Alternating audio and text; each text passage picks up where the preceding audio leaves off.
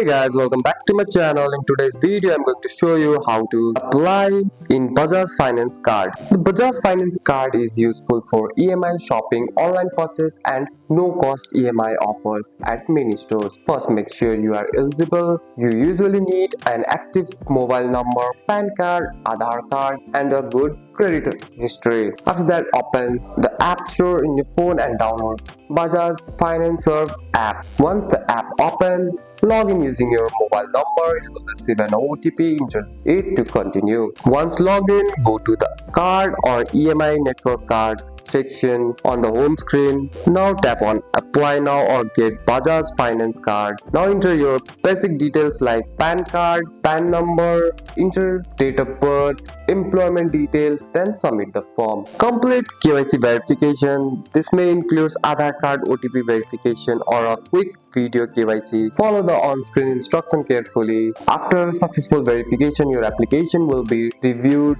If approved, you will get a digital Bajaj Finance card, credit limit details, EMI option inside the app, and that's it. That's all for today's video, guys. If you found this video helpful, drop a like and subscribe for more videos. Thanks for watching. See you in the next one.